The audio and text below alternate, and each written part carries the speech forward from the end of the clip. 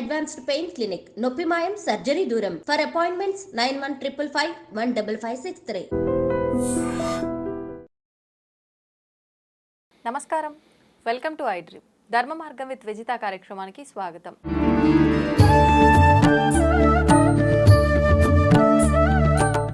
ప్రస్తుతం మనతో పాటు ఉన్నారు ప్రముఖ ఆధ్యాత్మికవేత్త, జ్యోతిష పండితులు చింతా రుక్మాంగదరావు గారు.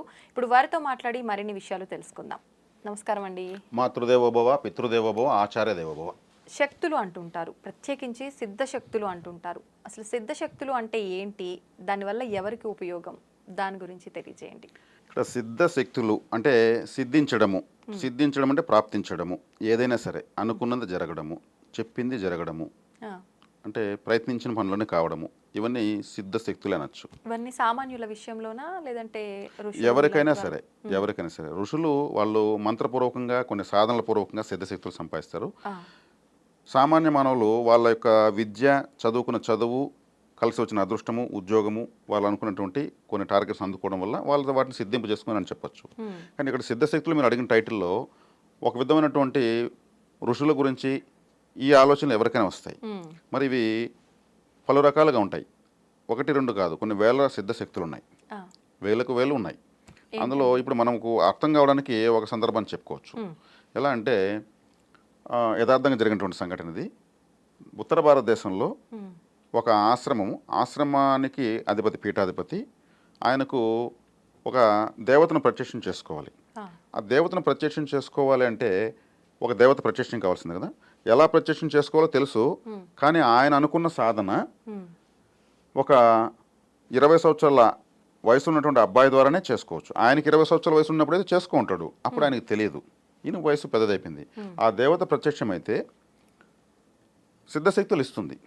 ఏం కావాలంటే ఈ ప్రపంచంలోకి గొప్ప కీర్తి ప్రతిష్టలు ఇస్తుంది.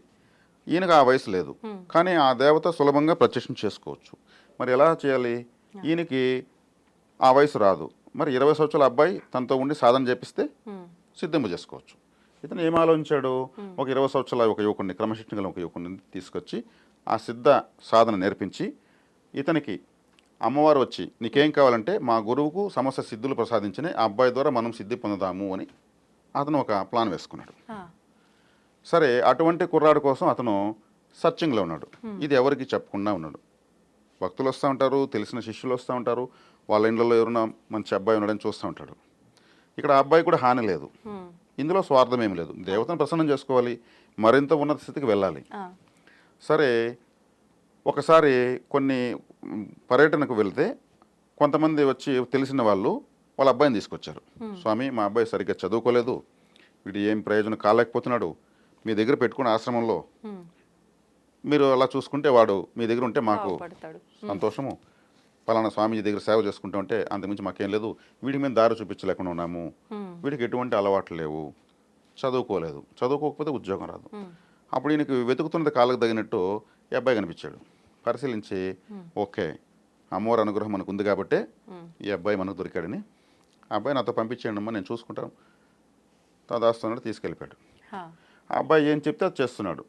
నీళ్ళు తీసుకురాడు, నీళ్ళు తీసుకొస్తున్నాడు, కాళ్ళు వస్తామంటే కాళ్ళు వస్తున్నాడు. గురువు గారి సేవకు వచ్చాము, అంతమించి వేరే పని లేదు అబ్బాయికి, ఆయన ఏం చెప్తే అది చేస్తాడు.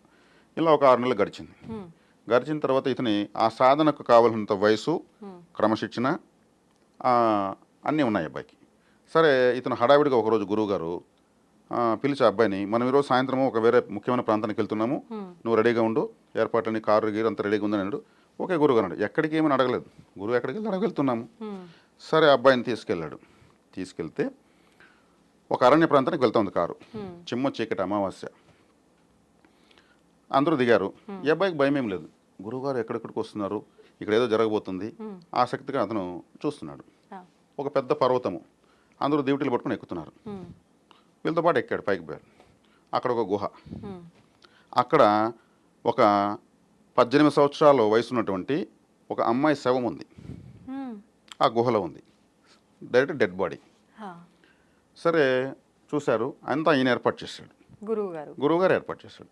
ఆ శవం చాలా ఇంపార్టెంట్ పూజకు, ఈ సాధనకి.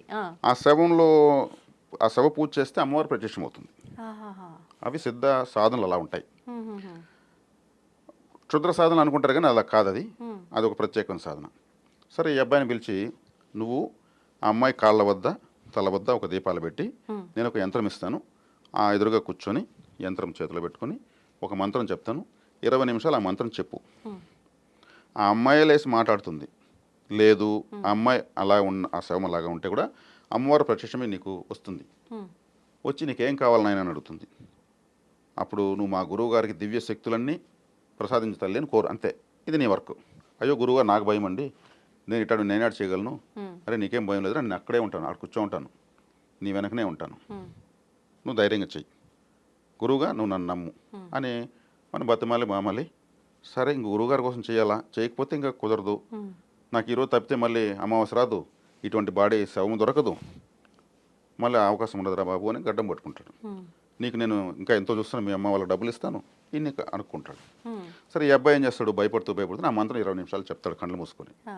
ఒక్కసారిగా ఆకాశము దద్దరిల్లి భూమి కంపించేంత శబ్దాలు, గంటలు, జయ జయ ధ్వానాలతో భయంకరమైన శబ్దము, విపరీతమైన అరుపులతో ఎవడు వాడు నన్ను ఎవడు రావాడు పిలిచింది, ఎంత ధైర్యం రావాడికి అని ఒక శబ్దాలు వినిపిస్తాయి.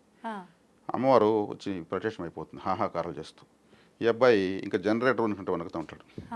ఎవరు నేను ఫలానా నా ఆధార్ కార్డు నెంబర్ చెప్పగలరా, అంత భయంకరమైన రూపాన్ని చూసి వనకడమే ఈ అబ్బాయి పని అయిపోతుంది. మా గురువు గారికి సిద్ధశక్తులు ఇవ్వు అని చెప్పి అంత టంగ్ రావడం లేదు, భయపడ్డమే. అమ్మవారిని చూసేసాడు, ఆమె వచ్చి నిల్చుకునేసింది. శ్మశాన కాళి అంటారు ఆమెని, శవాన్ని పెట్టుకుపోతే పూజ చేశారు, శ్మశాన కాళి వచ్చేసింది. ఇంకా ఆమె తిరిగి వెళ్ళేదనుకో, వచ్చిన పని కంప్లీట్ చేసుకోవాలి, వాళ్ళు తప్పరు, వచ్చిన పని చూసేసి వెళ్తారు. ఆమె మళ్ళీ ఆమె కొంచెంసేపు కూలయ్యేసి సాధారణ స్త్రీగా మారి, ఏనైనా పిలిచావు చెప్పు భయపడద్దు అంటే మళ్ళీ చెమటలు తుడుచుకొని నీకేం కావాలంటుంది. అతను ఏం చెప్తాడంటే, నాకు ఒకటి చేసి చాలంటాడు. ఏం చెప్పంటే ఇమ్మీడియట్ నన్ను మా ఇంట్లో మా ఊర్లో ఎత్తి పెట్టి అంటాడు. గురువు గారి సంగతి మర్చిపోయాడు. ఎందుకు ఈరోజు కూర్చొని ఇంతో కూడా ఇంకో చోట కూర్చొని పెడతాడు, ఈ రామాయణం అంతా ఎందుకు, నన్ను మా ఇంట్లో పెట్టి అదొకటి చాలంటే ఆమె అలా అయితే వాళ్ళ ఇంట్లో పెట్టేస్తుంది, ఆమె వెళ్ళిపోతుంది. ఎంతకీ ఈ అబ్బాయి రాడు, వాళ్ళు దూరంగా ఉంటారు, దగ్గర వేరే వాళ్ళు ఉంటే సాధన జరగదు. చూసి వీడేమయ్యాడని వచ్చి చూసి ఈ అబ్బాయి ఉన్నాడు, అమ్మారు వచ్చిన లేదో తెలియదు, ఈ శవం ఇట్లాగానే ఉంది. వీళ్ళకి భయం పట్టుకుంటుంది, వీడేదో అయిపోయాడు అమ్మవారు తినేసిందేమో, వాళ్ళ తల్లిని మనమేం చెప్పాలి అని ఈయనకి బెంగ పట్టుకుంటుంది. సరే ఏదో చేస్తారు, తిరుక్కొని వచ్చేస్తారు. ఈయన ఇంక అప్పటి నుంచి ఆ ఊరికి వెళ్ళడం వాళ్ళని పలకరించడం ఆపేస్తాడు. ఎందుకంటే మా అబ్బాయి ఎక్కడంటే ఏం చెప్పాలి, అక్కడ ఉన్న విషయం నాకు తెలీదు. ఇలా ఒక 6 నెలల తర్వాత మళ్ళీ అనుకోకుండా ఈయన పోవాల్సి వస్తుందో లేదా వాళ్ళు రావాల్సి వస్తుందో జరుగుతుంది. వాళ్ళు తారసపడతారు. తారసపడితే ఈయన భయపడిపోతాడు. ఒకవేళ అబ్బాయి ఆడంటే వాడు పనిలో ఉండాలి, బిజీగా మీరు చెప్పండి అందం ఏం అనుకుంటాడు, ప్రిపేర్ అవుతున్నాడు ఈయన ప్రిపేర్ అవుతాడు, చెప్పాలి కదా. వాళ్ళు ఏం స్వామి మా అబ్బాయిని ఇంటికి పంపించేసాను వాళ్ళు అడుగుతారు. మీ అబ్బాయి నేను ఎప్పుడు ఇంటికి పంపించంటే వాడు వచ్చి 6 నెలలు అవుతుంది, చక్కగా ఊళ్ళో వేరే పని చూసుకుంటున్నాడు వాడు. ఈయనకు ఒకసారి ఏం అర్థం కాదు, అంత చీకట్లో వానికి రూట్ కూడా తెలియదు, ఎట్టా వెళ్ళాడని. సరే వాడిని ఒకసారి పిలవండి, వానికి నేను ముఖ్యమైన పని ఉంటుంది మాట్లాడాలంటే పిలుస్తారు. నేను ఏం విషయం చెప్పరా, ఏమైందంటే అమ్మవారు వచ్చింది గురుగారు. అమ్మవారు వచ్చిందా, ఏం చేశావు, ఆమె నీకేం కావాలని అడిగింది.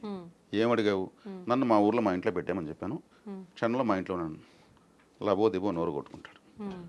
ఎంత పని చేసావురా బాబు, ఆమె అడిగింది కదా నోరు తెరిచి, మీ ఇంట్లో పెట్టిందా, అంత సులభంగానే నాకు దివ్య శక్తి ఇచ్చి ఉంటుంది, నిన్ను మీ ఇంట్లో పెట్టేంత సులభమే రా అమ్మవారికి, నేను ఎంత కష్టపడ్డాను, నాకు అదే వయసు ఉన్నటువంటి శవం దొరుకుతుందా, నీ వయసున్న అబ్బాయి మళ్ళీ నాకు దొరుకుతాడా, నువ్వేమో చక్కగా సెకండ్లో మీ ఇంట్లో కూర్చున్నావు, నా పరిస్థితి ఏంగో నిన్ను నమ్ముకున్న దానికి అంటాడు. సరే గురు నేను చేసేది ఏం లేదు, నాకు భయం అయిపోయింది, నేను మళ్ళీ నువ్వు ఇంకొక చోట ఇంకే అడుగు దొరికెళ్తావు, నాకేం ఎందుకు వచ్చింది, ఇంకా అమ్మవారు నీకేం కావాలని నేను ఇలాగ అడిగి మా ఊరికి వచ్చేసాను, చాలు, అంతకుమించి నాకేమి కోరికలు లేవు. సరే ఆయన మనకు ఈ జన్మకు నెరవేరదేమని వెళ్ళిపోతాడు. తర్వాత ఈ అబ్బాయికి అమ్మవారు మళ్ళీ ప్రత్యక్షమవుతుంది, మళ్ళీ ఏ సాధన లేకుండానే. అమ్మ నేను నిన్ను పిలవలేదు కదా, పూజ చేయలేదు కదా, మరి నాకు కనిపిస్తున్నావు అంటే, లేదు నాయనా నువ్వు గత జన్మలో సాధకుడివి, నీ సాధన అసంపూర్ణంగా ఉంది కాబట్టి నీకు నేను ప్రత్యక్షం అవ్వగలిగాను, నీకు కనిపించాను, ఆ మిగిలిన సాధన కంప్లీట్ చెయ్యి, నీకు ఇస్తా సిద్ధశక్తులు, నేను ఎక్కడికి పోయేది ఆ శవం నేనాడి తెచ్చేది, ఆ యంత్రం నేనాడి తెచ్చేది, అటువంటి కొండపైకి నేనాడేది, అవన్నీ నేను ఏర్పాటు చేస్తా, అమ్మవారే చెప్తుంది, నేనే ఏర్పాటు చేస్తా, నీ చేత కంప్లీట్ చేయాల్సిన బాధ్యత నాకుంది, నువ్వు 90% చేసేస్తావు, గత జన్మలో సాధన ఉన్నది 10%. హ్మ్. కాబట్టి నీకు నీ కష్టం వృధా కాకూడదని అవన్నీ ఆమె ఏర్పాటు చేస్తుంది. హ్మ్. ఆయన సాధించి మళ్ళీ ఆమె ప్రత్యక్షమై వికృత రూపంతో ఆహాకారాలు చేస్తూ సిద్ధశక్తులు ప్రసాదిస్తుంది. హ్మ్. ఆయన తర్వాత ఎంతోమందికి ఉపయోగపడ్డాడు హ్మ్. మంచిగా. అమ్మవారి ఇచ్చిన వరాన్ని దుర్వినియోగం చేయకుండా. అంటే సిద్ధశక్తులు ఎలా వస్తాయంటే ఎంతో కష్టతరమైనటువంటి క్రమశిక్షణతో కూడుకున్నటువంటి నియమ నిబంధనలతో కూడుకున్నటువంటి సాధనలు ఇలా ఉంటాయి. హ్మ్. సిద్ధశక్తులు ఎలా వస్తాయనే దానికి సాధనా వివరణ ఇలా ఉంటుందని చెప్పడానికి హ్మ్. ఈ కథ వివరించడం జరిగింది. ఓకే. అంత సులభంగా రావు. ఇప్పుడు చాలామంది ఈ మంత్రం చదవండి 108 సార్లు జపించండి, మీరు కోరిందల్లా జరిగిపోతుంది, మీరు పట్టిందల్లా బంగారు అంటుంటారు. హ్మ్. మంత్రాలను అక్షర లక్షలు చెప్తే మంత్రం పనిచేస్తుంది. నమశివాయ అంటే 5 అక్షరాలు, ఆ. 5 లక్షలు చెప్పాలి. అప్పుడు ఆ మంత్రం పనిచేయడం ప్రారంభిస్తుంది. ఓ. శివుడు ప్రత్యక్షం కాడు, అప్పుడు కూడా మంత్రం మాత్రం పనిచేస్తుంది. ఆ. ఒక మంత్రము ఓం నమో నారాయణాయ అంటే ద్వాదశాక్షర మంత్రం అంటే 12 లక్షలు చెప్తే ఆ మంత్రం సిద్ధిస్తుంది. హ్మ్. 108 సార్లు చెప్తే 12 లక్షలు ఎప్పుడు చెప్పాలి? అవును. కాబట్టి అక్షర లక్షలు చేసేట్టుకుంటే ఆ మంత్రం సాధన చేయాలి ఓకే. నియమ నిబంధనలతో క్రమశిక్షణతో. హ్మ్. కాబట్టి మంత్రాలు అనేవి మంత్రాలకు చింతకాయలు రాలుతాయని కూడా అంటూ ఉంటారు. రాలుతాయి, ఖచ్చితంగా రాలుతాయి. హ్మ్. ఎలా రాలుతాయి? ఒక మంత్రసిద్ధి పొందిన వ్యక్తి హ్మ్. ఒక చింత చెట్టు దగ్గర నిలుచుకొని మంత్ర ప్రయోగం చేసి ఆ కొమ్మలో ఇటువైపు ఉన్నట్టు కొమ్మలో చింతకాయలు పడాలి అని చెప్తే రాలుతాయి. ఎలా రాలుతాయంటే ప్రకృతిలో మార్పులు జరిగి ఒక కోతి అక్కడొచ్చి ఆ కొమ్మనే ఊపిస్తుంది. హ్మ్. చిన్నపిల్లలు దారిని పోతూ ఆ కొమ్మకే రాళ్ళేస్తారు, ఆ కాయలకే వేస్తారు, కింద పడతాయి.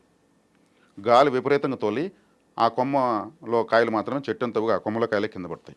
ఇలా ప్రకృతిలో మార్పులు చెందుతాయి మంత్రశక్తి వల్ల. ఓకే. ఇలా చెప్పగానే అలా టపటప రాలవు. హ్మ్. ప్రతి ఒక్కరూ తెలిసిన వాళ్ళు తెలియని వాళ్ళు మంత్రాలకు చింతకాయలు రాలుతాయా, మంత్రాలు చింతకాయలు ఏ కాయలైనా రాలుతాయి, మనుషులు రాలిపోతారు కాబట్టి చింతకాయలాగా.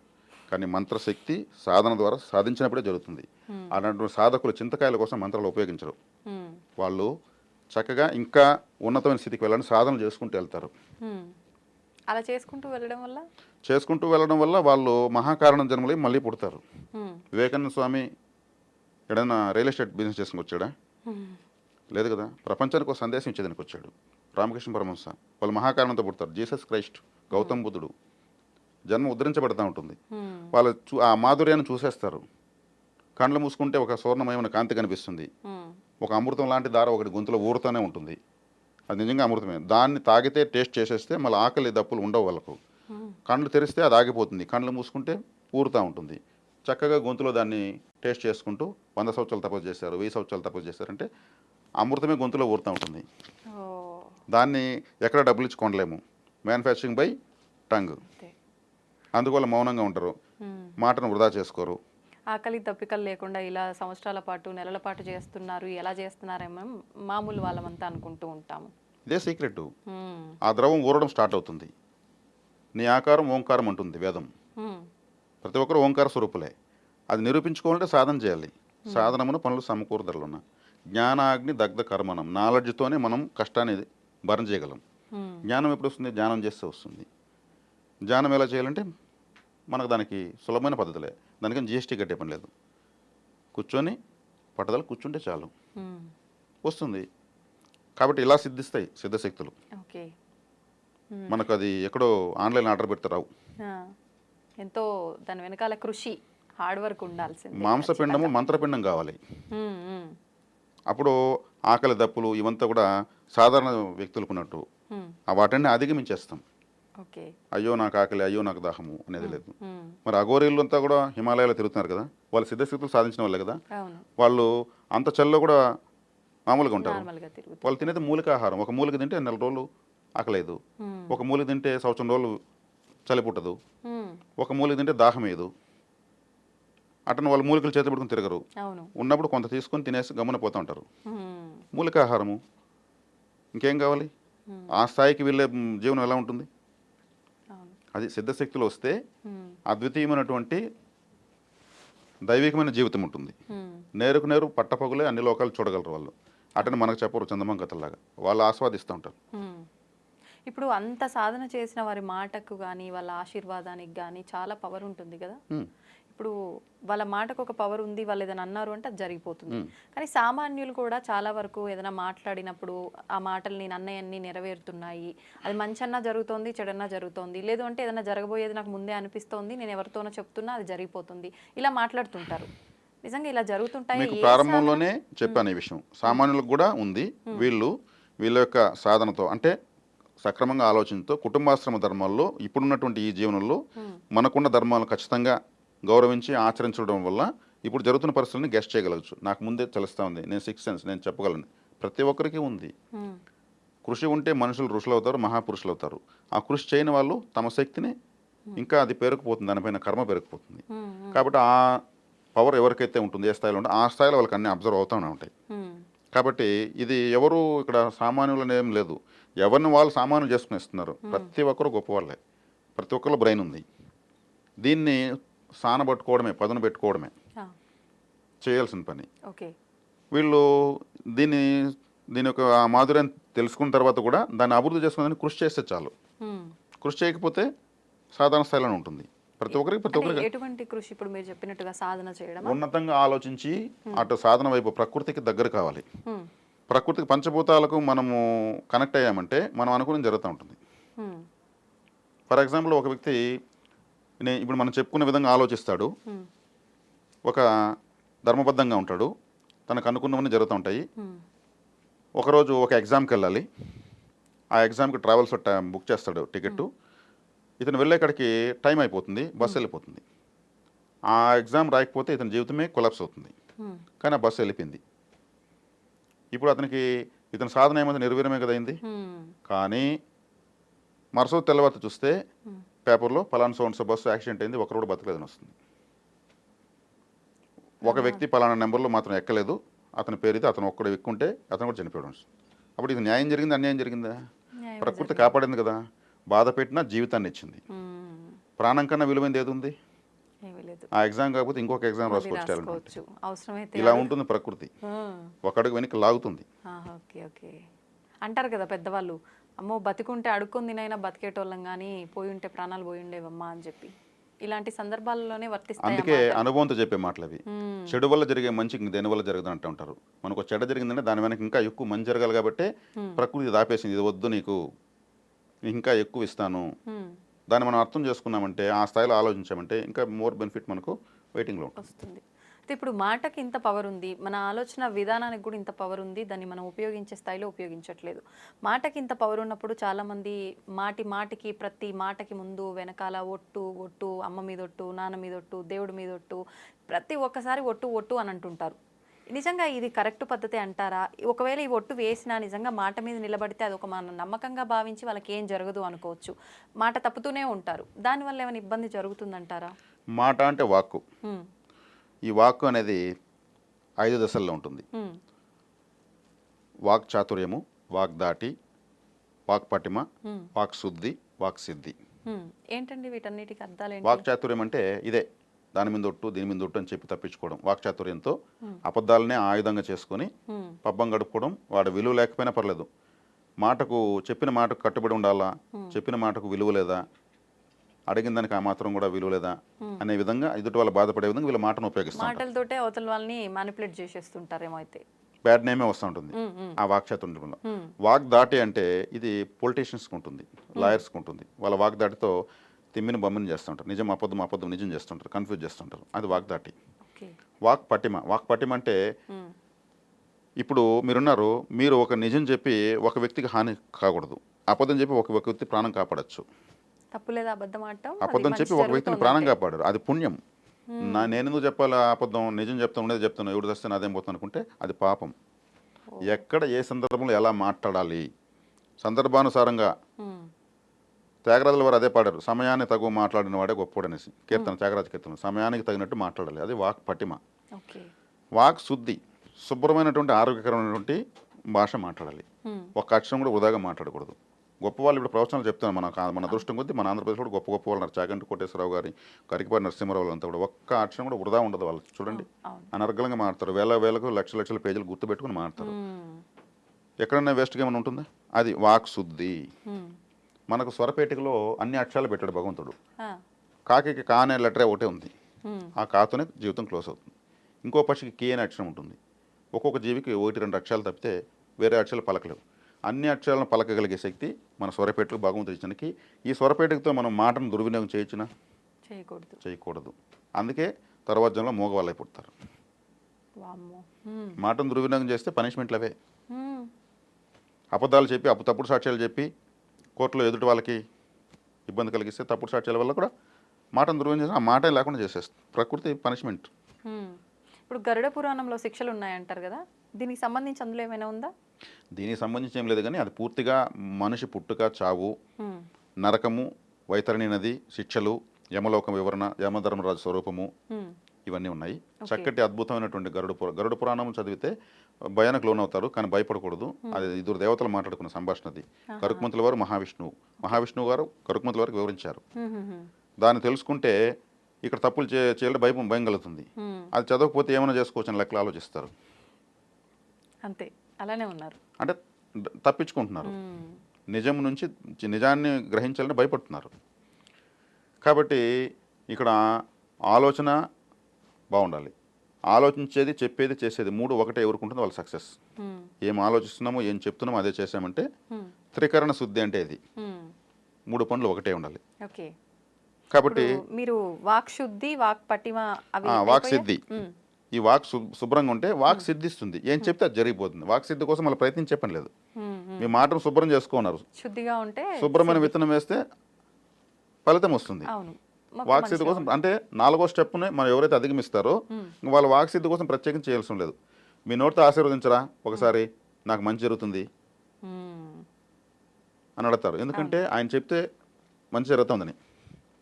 ఇప్పుడు దుర్యోధనుల వారు యుద్ధానికి బయలుదేరి హెల్మెట్, బ్యాటు అన్నీ ఎత్తుకుని బయలుదేరాడు ఆయన యుద్ధానికి. వాళ్ళ అమ్మ దగ్గరికి వెళ్ళాడు, తల్లి ఆశీర్వదిస్తే చాలు మనకి యుజన. ఆమె వాక్కును వృధా చేయకూడదు కదా. ఆమెకు అర్థమైంది వీడు గెలవడని. ద్రౌపదీదేవిని ఎవరు వీళ్ళు అవమానించిన రోజు ఆమెకు తెలుసు. 1 ఫైన్ డే మనం పిల్లకాయలంతా మటాషని తెలుసు. ఆమె మహాపతివ్రత. యతో ధర్మస్తతో జయహానింది. ధర్మం ఏ వైపు ఉంటే అదే అక్కడ వాళ్ళదే విజయం అని చెప్పింది ఆమె. ఆమె ఎంత భయపడింది, ఎంత ఆలోచించింది. నువ్వు గెలుస్తావన్నా ఎందుకు అనలేదు? కొడుకు గెలవడని తెలుసు కదా. అట్టని కొడుకు నువ్వు ఓడిపోతావని చెప్పలేదు కదా. మాటను దుర్వినియోగం చేయకూడదు కదా. ఎంత గొప్ప క్యారెక్టర్స్ మహాభారతంలో ఒక్కొక్కరు ఆలోచనలు ఎట్లుంటాయి. ఓకే, దుర్యోధనుడు మా అమ్మ ఆశీర్వదించింది, నా వైపే ధర్మం ఉంది, అతను ఒక మూర్ఖుడు, ధర్మం తన వైపు ఉంది అనుకున్నాడు. భీష్మ, ద్రోణ, కర్ణ, కృప, శైలజ, అశ్వత్థామ, యోధాని యోధులందరూ తన వైపు ఉన్నారు. హరిహర బ్రహ్మాదులు వచ్చినా వాళ్ళతో యుద్ధం చేయలేరు. అటువంటి ఒక గొప్ప వీరులు, మరణానికి అవకాశం లేనటువంటి గొప్ప వీరులు వాళ్ళు దుర్యోధను వెనుకున్నారు. శ్రీకృష్ణుల వారు కూడా తన వెనుకున్న ఎనమండుగురు నరనారాయణులు అంటే శ్రీకృష్ణుడు సమానంగా యుద్ధం చేస్తారు వాళ్ళు. అటువంటి వాళ్ళని కూడా ధర్మరాజుకి దుర్యోధనుడికి ఇచ్చేశాడు. ఇటువైపు ఉంటే వాళ్ళని చంపలేడు, మోక్షం ఇయ్యాడు శ్రీకృష్ణుడు. అటువైపు పెడితే, వైరు వర్గంలో పెడితే వాళ్ళకి మోక్షం ఇవ్వాలి, యుద్ధం రూపంలో వీర స్వర్గం ఇవ్వచ్చు. అది దుర్యోధను యొక్క ధైర్యం. కాబట్టి శ్రీకృష్ణుల వారు కూడా తెలివిగా ఇక్కడ అందరికీ కలియుగంలో గొప్ప వాళ్ళు ఉండకూడదు, కలియుగంలో ఆ ధర్మాలకు ఇటువంటి వాళ్ళు బలి కాకూడదు అనేసి అందరికీ మోక్షం ఇవ్వాలనేసి ఆయన తెలివిగా వ్యవహరించాడు. కాబట్టి ఇక్కడ గాంధారీదేవి ఆమె యొక్క మాటను వృధా చేసుకుందానికి సాహసించలేదు. కొడుకు చనిపోతాడని తెలిసినా కానీ ధర్మమే మాట్లాడింది. ఇప్పుడు మాటకు అంత శక్తి ఉంటుంది. దాన్ని కాపాడుకుంటే అది ఒక అద్భుతమైనటువంటి కరెన్సీ అని చెప్పొచ్చు, స్పిరిచువల్ కరెన్సీ. కాబట్టి మనం మాటను ఎంత శుభ్రంగా వాడతామో, మన మాట వల్ల ఎంతమందిని సంతోష పెడతామో, ఎంతమంది ధైర్యాన్ని ఇస్తామో, స్థైర్యాన్ని ఇస్తామో, దారి చూపిస్తామో మనకు అంత పుణ్యం వస్తుంది. యూనివర్సు అది మనకు బహుమతులు ఇచ్చేస్తుంది. తీసుకో, నీకు ఇస్తున్నాను అడక్కనే ఇస్తుంది. ఇది దుర్వినియోగం చేసే కొద్దికి ఇక్కడ సామాన్య మానవుడు గుర్తించరు మనల్ని. వాడు చెప్పేదంతా అబద్ధాలే, నోటికి ఏదొస్తే అది వాగేస్తూ ఉంటాడు. మరి అటువంటి జీవితం ఎలా ఉంటుంది? చాలా దుర్భరంగా ఉంటుంది. ఒక కష్టం ఆ వ్యక్తికి వస్తే వాడు చెప్పిన తప్పులకే వాడికి పరిస్థితి వచ్చింది. ఏ రోజు వాడు నిజం చెప్పలేదు, వాడు అబద్ధాల వల్ల ఎంతోమంది నాశనం అయిపోయారు. పాతకాలం సినిమా ఒకటి, అందులో విలన్ తరపున అతని అసిస్టెంట్ వచ్చి కోర్టులో సాక్ష్యం చెప్తాడు. సాక్ష్యం చెప్పాలి మాటే కదా. భగవద్గీత పైన ప్రమాణం చేసి అంతా నిజమే చెబుతాను అనేది అక్కడ ఫస్ట్ చెప్పాలి. అతను అబద్ధం చెప్పాలి. ఇప్పుడు అబద్ధం చెప్పాలంటే ఏం చేయాలి? అబద్ధం చెప్తాను భగవద్గీత పైన చెప్పకూడదు. కానీ అతను ఏం చేశాడు? భగవద్గీత పైన ప్రమాణం చేసి అంతా నిజమే చెబుతాను, అబద్ధం చెప్పను అన్నాడు. ఆ నువ్వులో అబద్ధమే చెప్తానని చెప్పాడు. అర్థమైందా మీకు? భగవద్గీత పైన ప్రమాణం చేసి అంతా నిజమే చెప్తాను అంటే చెప్తానా, అబద్ధం చెప్పను. అర్థమైందా? నిజం చెప్తానా అన్నట్టుగా అనేసాడా? భగవద్గీత పైన ప్రమాణం చేసి అంతా నిజమే చెప్తాను, అబద్ధం చెప్పను. ఇంత లాజిక్‌గా వేస్తున్నారా అక్కడ ప్రమాణాలు కూడా? ఆ! అతను నేను అబద్ధమే చెప్తాను భగవద్గీత అని చెప్పేసి అబద్ధమే చెప్పాడు. ఆడ కేసు తారుమారైంది. మాటలో ఒక అక్షరంలో దాన్ని పొట్టిగా చేయడం వల్ల, పొడవు చేయడం వల్ల అర్థము, సందర్భము, ఫలితాలు మొత్తం తారుమారవుతాయి. హ్మ్. లాజిక్ మీకు అర్థమైంది అనుకుంటా. ఆ! అర్థమైంది. అతను డైరెక్ట్గా అబద్ధమే చెప్తానని చెప్పాడు. హ్మ్. కానీ వినడానికి నేను నిజమే చెప్తాను అనే విధంగా వచ్చింది. చెప్పింది వచ్చింది. అబద్ధమే. హ్మ్. కానీ ప్రమాణం మాత్రం అబద్ధానికే చేసాడు అతను. అవును. ఓకే. మాట అనేది చాలా శక్తివంతమైనది. హ్మ్. ఈ మాటలోంచే మంత్రాలు పుట్టాయి, మాటలోంచే శ్లోకాలు పుట్టాయి, మాటలోంచే ప్రపంచం పుట్టింది, శబ్దంలో నుంచే చైతన్యం పుట్టింది. హ్మ్. సృష్టి ఎలా పుట్టిందంటే శబ్దంలో నుంచి పుట్టింది. ఆ శబ్దం ఏది? హ్మ్. ఓంకారం. హ్మ్. ఓంకారం నుంచి అది సర్వబీజం. అందుకు ఓంకారము ఎవరు ఎక్కువ చెప్తారో వాళ్ళకి ఇతరత్ర మంత్రాలు అవసరం లేదు. హ్మ్. ఏ అక్షరాన్ని పలికినా మన నాలుక ఎటువైపు ఒకవైపు తగులుతుంది. హ్మ్. ఓం అంటే గాల్లో ఉంటుంది నోట్లో. హ్మ్. ఓం అంటే ఇక్కడ అదురుతుంది. ఇక్కడ 2 వేలు ఇలా పెట్టి ఓం అంటే ఇక్కడ మనకు అదురుతుంది ఇక్కడ. ఇంకే అక్షరం చెప్పినా ఇక్కడ అదరదు. సహస్రారము చైతన్యం అవుతుంది. యాక్టివేట్ అవుతుంది. కాబట్టి ఓంకారం 108 సార్లు ఒకరోజు చెప్తే 108 టైమ్స్ సహస్రారము షేక్ అవుతుంది. హ్మ్. నాలుక ఎటువైపు తగలదు ఓంకారానికి. హ్మ్. ఓంకారం చెప్తే మిగతా ఏ లెటర్ పలికినా నాలుగు ఎటువైపు ఒకటైపు తగులుతూనే ఉంటుంది. హ్మ్. అదే గాల్లో లేస్తుంది. ఓం అన్నప్పుడు గాల్లో ఉంటుంది నాలుక అని చూడండి. కాబట్టి ఓంకారం సర్వబీజం. ఓకే. ఇప్పుడు ఈ బీజాక్షరి మంత్రాలు ఆడవారు పలకడానికి వీల్లేదు అని చెప్పి ఓం నమః శివాయ అని చెప్పాల్సొచ్చినప్పుడు ఓం నమః శివాయ కాకుండా శివాయ నమః అని ఇలా చెప్పుకోవాలి అని చెప్పి కొంతమంది చెప్తుంటారు కదా! దాని గురించి ఏమంటారు? స్త్రీలకు కొన్ని రకాల కట్టుబాట్లు ఉంటాయి, కొన్ని జీవన విధానాలు ఉంటాయి. వాళ్ళకు అనుగుణంగా ఉన్న పూజలను సెలెక్ట్ చేసుకుని వాళ్ళు చేసుకోవాల్సి వస్తుంది. వ్రతాలు, నోములు, కొన్ని స్త్రీల వ్రత కథలను కొన్ని ఉంటాయి. అటువంటి చేస్తే పురుషులు చేసే సాధనతో వచ్చే సమానమైన ఫలితం వాళ్ళకు వస్తుంది. ఓకే. వాళ్ళు గంటల తరబడి, రోజుల తరబడి కూర్చొని సాధన చేసిన అవసరం లేదు. ఆ! వాళ్ళకు శక్తి ఎక్కువ పురుషులతో పోలిస్తే. హ్మ్. అందుకే మంగళసూత్ర ధారణ పురుషులకు ఎందుకు పెట్టలేదు? దాన్ని భరించే శక్తి పురుషులకు లేదు, ఆ! స్త్రీలకే ఉంది. మాతృత్వం ఇచ్చేటువంటి శక్తి స్త్రీలకే ఉంది. హ్మ్. హ్మ్. ఓ స్త్రీ 3 సార్లు పుడుతుంది. ఒకసారి పుడుతుంది అందరూ అనుకుంటారు. హ్మ్. ఒకసారి పుడుతుంది స్త్రీగా. తను పుష్పవతి అయినప్పుడు ఇంకోసారి పుడుతుంది. ఇంకొక ఇంటికి కోడలైనప్పుడు ఇంకోసారి పుడుతుంది. హ్మ్. ఎనర్జీ లెవెల్స్ మారుతూ వస్తాయి. హ్మ్. అందుకే స్త్రీ వచ్చేటప్పుడు అటు 7 తరాలు ఇటు 7 తరాలు నువ్వు పేరు తేవాలమ్మంటారు. పురుషుడికి ఎందుకు చెప్పరు? హ్మ్. ఆ శక్తి ఉండేది ఒక స్త్రీకే. నిత్యాగ్నిహోత్రురాలు. ఎప్పుడు దీపం వెలిగిస్తుంది, కాఫీ పెడుతుంది, వంట చేస్తుంది, అందరినీ ఇంట్లో చూసుకుంటూ. చూసుకుంటుంది. మనం మగవాళ్ళు ఒక 1/4 కేజీ ఫోన్ జోబులో పెట్టుకుంటే మోయలేరు. హ్మ్. బిడ్డను మోసి కని పెంచి ఉద్ధరించేస్తుంది. ఢిల్లీకి రాజైనా తల్లికి కొడుకే. కాబట్టి వాళ్ళొక చక్కటి శ్లోకాలు, వ్రతాలు ఇవి చేస్తే పురుషులకు అభివృద్ధి ఉంటుంది. ఓకే. వాళ్ళ తోడ్పాటు లేకపోతే ఏ మగవాడు అభివృద్ధి చెందలేడు. హ్మ్. మనం అనుకుంటాం వాళ్ళకి పూజలు లేవనేసి. అవును. చక్కగా వాళ్ళు వెలిగించే దీపమే ఇంటిని ఉద్ధరింపజేస్తుంది. హ్మ్. కాబట్టి ఈ గౌరీ పూజ ఒకటి చేస్తే ఆ భర్తకు విశేషమైన అభివృద్ధి ఆ మరుసటి సంవత్సరం కనిపిస్తుంది. హా! ఒక్కసారి గౌరీ పూజ ఒక స్త్రీ, ఒక ఇల్లాలు చేస్తే హ్మ్. ఆ సంవత్సరం అతనికి దేదీప్యమానంగా వెలుగుతుంది. ఎన్నో కష్టాలు, అరిష్టాలు నశిస్తాయి. ఇప్పుడు మామూలుగా వివాహ సమయంలో మాత్రమే గౌరీ పూజ చేస్తున్నాం అంటారు కదా! మళ్ళీ తర్వాత చేసే ఈ వరలక్ష్మి పూజ, ఈ శ్రావణ మాసం పూజలన్నీ గౌరీ పూజ కిందకు వస్తాయా? లేదంటే ఆ విధానం ఓన్లీ వివాహ సమయంలో ఆచరించే విధానం ఒక్కటేనా? మామూలుగా మా రాయలసీమ ప్రాంతంలో దీపావళికి గౌరీ పూజ చేస్తారు. నోములు నోస్తారంటారు. అది గౌరీ పూజే. ఓకే. ఓకే. నోము దారాలు తీసి వచ్చి ఇంట్లో అందరికీ వాళ్ళ చేత్తో కడతారు. హ్మ్. అది 3 రోజుల పాటు వాళ్ళు కట్టి నిద్రించి తర్వాత తీసి ఒక చెట్లో కట్టడము, నీటిలో వదలడం చేయాలి. ఆహాహా! అలా చేయడం వల్ల హ్మ్. ఆ కుటుంబానికి పూర్తిగా అది ఒక రక్షలు అవి. హ్మ్. అమ్మవారి రక్షలు. వీళ్ళు అక్కడ అమ్మవారికి పసుపు కొమ్ములు అన్నీ పెట్టి నోముకొని వస్తారు. హ్మ్. ఆ విధంలో ఆమెకు 5వ తనము నిలుస్తుంది. పసుపు కొమ్ములతో కలకాలం పసుపు కుంకులతో ఆమె జీవితాన్ని కూడా ముగిస్తుంది. ఎవరన్నా పసుపు కుంకులతో చనిపోవాలని కోరుకుంటారు. అది అదృష్టంగా భావిస్తారు. హ్మ్. వాటిని కోల్పోవాలని చూడరు. అవును. అదొక అందరూ కూడా కొంతమంది ఇష్టపడతారు. మనకు అటువంటి చావు రాలేదని బాధపడతారు. రాలేదని. దానికి అంత విలువ ఉంది. హ్మ్. కాబట్టి ఈ నోములు, ఈ వ్రతాలు ఇవన్నీ కూడా గౌరీ పూజ సమానమే. వరలక్ష్మి వ్రతం ఆమె ఒక అమ్మవారే. హ్మ్. దసరా నవరాత్రులకు అమ్మవారిని పూజిస్తాము. అవును. అక్కడ విధానాలు మారుతాయి. హ్మ్. ఆ దేవతల యొక్క అనుగ్రహం అనేది కావాలంటే ఆయా విధానాలను అనుసరించి చేస్తే చాలు. ఓకే. కాబట్టి ఇక్కడ మనం మాట అనే దాని గురించి స్టార్ట్ చేసాము. అవును. ఇక్కడ వచ్చే ఈ వ్రతాలు, పూజలు, అనుష్ఠానాలు అన్నీ కూడా మాటలు, అక్షరాలు, శబ్దాలతో ఉన్నాయి. హ్మ్. ఎక్కడ మనం మాటను దుర్వినియోగం చేయకుండా పోవడం వల్ల ఏ స్థాయికన్నా మనం వెళ్ళవచ్చు. ఇప్పుడు మీరు అన్నారు ఇందాక, అంటే వీడంటే అయిపోతుంది, వీడు ఏదైనా మంచిగా మాట్లాడితే అనుకున్నట్టుగా నాకు మంచి జరుగుతుంది వాడి నోటి ద్వారా వస్తే అని చెప్పి అన్నారు కదా. అలాగే ఒక మాట ద్వారానే కాదు, చాలామంది నమ్ముతుంటారు, ఇంట్లో వాళ్ళే కానీ స్నేహితులే కానీ, నేను ఎక్కడికైనా వెళ్ళేటప్పుడు కానీ ఏదైనా పని చేసేటప్పుడు కానీ వీడి మొహం చూసినా, వీడు ఎదురొచ్చినా, లేదు పలానా స్త్రీలే కావచ్చు వస్తే నాకు మంచి జరుగుతుంది అని చెప్పి నమ్ముతుంటారు. నిజంగా మన తలరాతలో ఏదుందో అదే జరుగుతుంది కానీ వాళ్ళెవరో ఎదురు రావటం వల్ల కానీ వాళ్ళ నోటి మాట ద్వారా అనటం కానీ ఇదంతా నమ్మొచ్చు అంటారా? చక్కటి ప్రశ్న అడిగారు మీరు. మామూలుగా పిల్లలు వదిలేస్తే కూడా చాలామంది వెళ్ళరు. అవును. కొంతమంది వీడియోస్ వస్తే వెళ్ళరు. ఉమ్. కొంతమంది దగ్గుతూ తుమ్ముతూ ఎదురుగా వస్తే వెళ్ళరు. వెళ్ళరు. కొంతమంది నెత్తిన ముసుగేసుకుని వస్తే వెళ్ళరు. ఉమ్. కొంతమంది ఇద్దరు బ్రాహ్మణ్స్ వస్తే మధ్యలో దూరరు. ఉమ్. మధ్యలో వాళ్ళిద్దరు బ్రాహ్మణులు మధ్యలో పోకూడదు అంటారు. ఓకే. కొంతమంది కుక్కలు కాట్లాడుకుంటూ అరుచుకుంటూ వస్తే వెళ్ళరు. ఉమ్. పాము అడ్డంగా వచ్చినా వెళ్ళరు. మరి మన ఇంట్లో గేదెలు పశువులు ఉంటే అవి తుమ్మినా దగ్గినా వెళ్ళరు. ఉమ్. మన కాలు ఎడం కాలు లేదా కుడి కాలు కడపలో కొట్టుకుంటే కూడా ఉమ్. కాలు తట్టుకునింది బయలుదేరేటప్పుడు వెళ్ళరు. ఓకే. మనం బయలుదేరేటప్పుడు కీస్ ఎత్తుకుంటే కీస్ జారి కింద పడ్డాయంటే బండి కీసు వెళ్ళరు. ఉమ్. వాచ్ కట్టుకుంటే వాచ్ కింద పడిందంటే టైం కదా వెళ్ళరు. ఉమ్. బల్లి అరిసిన దానికి రకరకాల అవును.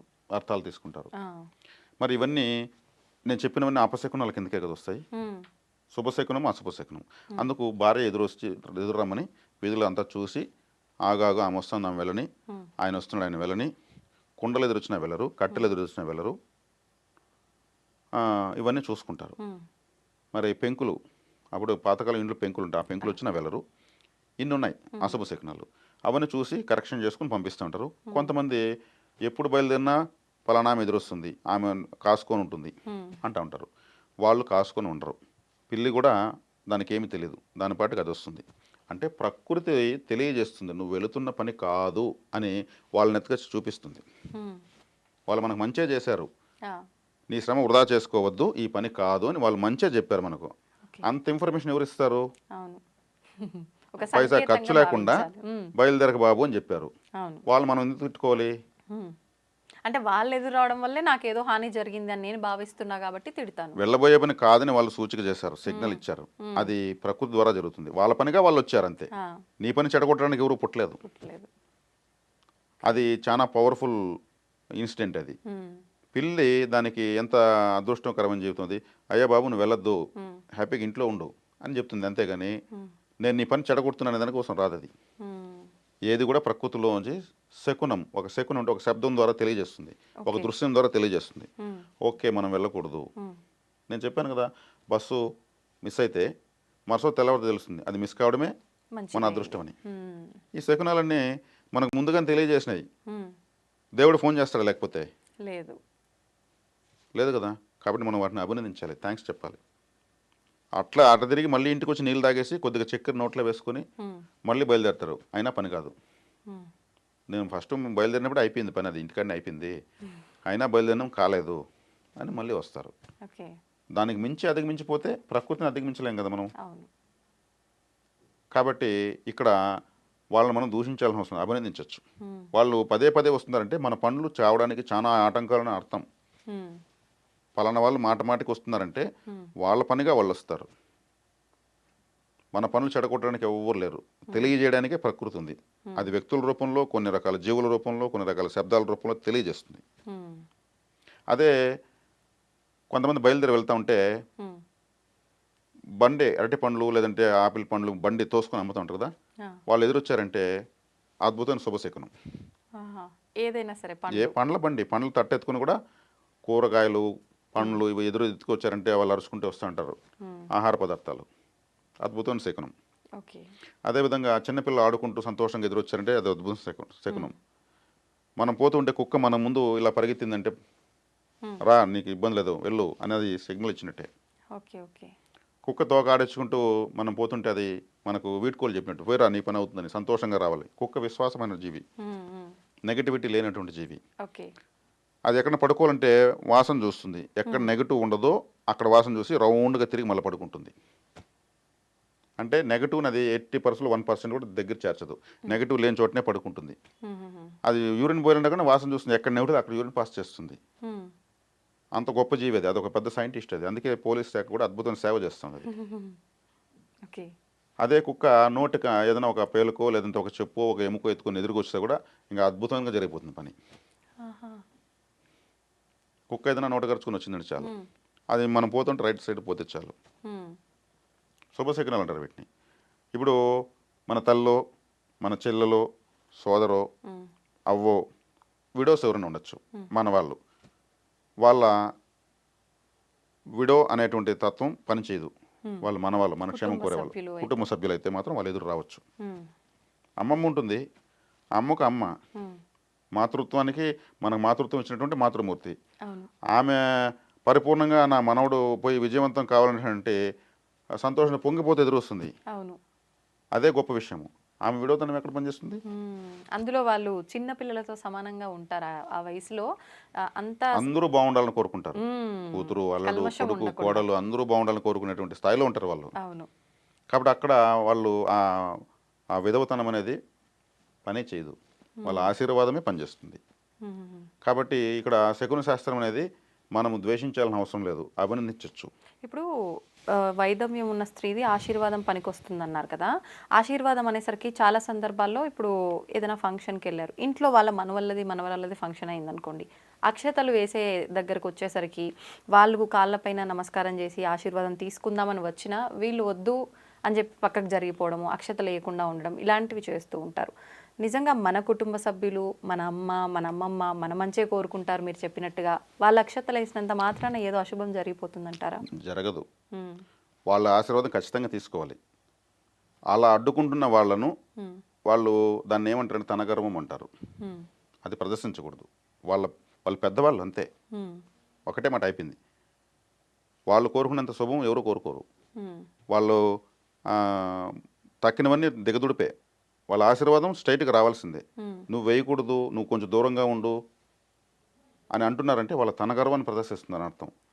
వాళ్ళని హట్ చేయకూడదు. హట్ చేసినటువంటి వాళ్ళు హట్ అయ్యారంటే అది సూక్ష్మ రూపంలో వీళ్ళని దెబ్బ కొడుతుంది. మళ్ళీ ఇలా అన్నందుకే ఈ దెబ్బ తగిలిందని వాళ్ళకి తెలియదు, గుర్తించారు. నాకేంటికి ఇలా జరిగింది, నేను ఏ తప్పు చేయలేదు, నాకేందుకు జరిగిందంటారు. ఈ తప్పులు చాలా తప్పులు ఇవి.